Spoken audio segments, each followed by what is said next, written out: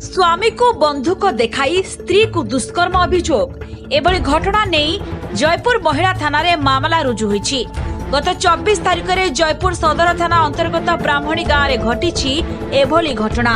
25 तारिख दिन थाना रे लिखित अभियोग करिसेंती पीड़ितक स्वामी। और राति दु जण आसिले डायरेक्ट घर बैक साइड पुरिले आउ डायरेक्ट अटैक करले मते। तापरे पिला ऊपर प्रेशराइज करले गन फन ये धरके।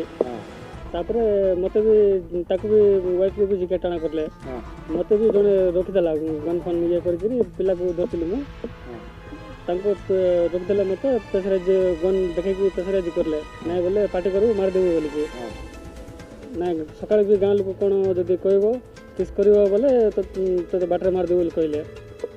कहला परे मु टिके बेखिकी सेतो रही गली। तापर आउ थरे जबरदस्ती नेकरी ये करले वाइफ दु जण आस्तेले केते समय घर रहले घंटाडी ये करले। सेपटे अभियोग को नहीं महिला थाना पक्षरु मामला रुजु करी पीड़ितांक डाक्तरी माइना सहित साइंटिफिक टीम रो तदंत आरंभ होइतिबा सूचना मिलिछि। एने जयपुर एसडीपीओ अरूप अभिषेक बेहरा कहितबा बेले पीड़िता महिला जनक जयपुर जिला मेडिकल रे भर्ती होइतिबा जणा पड़िछि। तेबे तांकर स्वास्थ्य अवस्था स्थिर रहिछि। मो स्वामी बसिकिना गेम खेलुले कांथ टेकिना आसिकिना तांको कोन डरा धमका कले मो सहीथिली।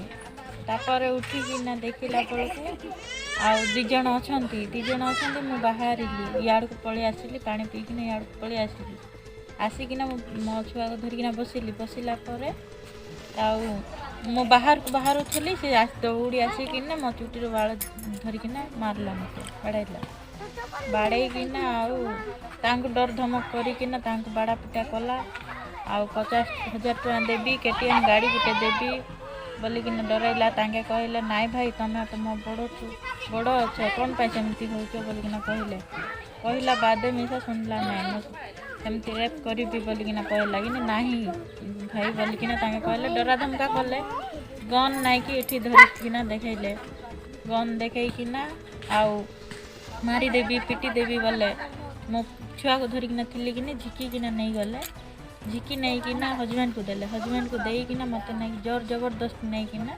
मते खराब व्यवहार करिसें। अन्यपटे दुई जन अभियुक्त को तुरंत गिरफ्त करी न्याय प्रदान दाबी करिसेंती पीड़िता स्वामी राजा पुजारी। Bureau report Republic Odisha.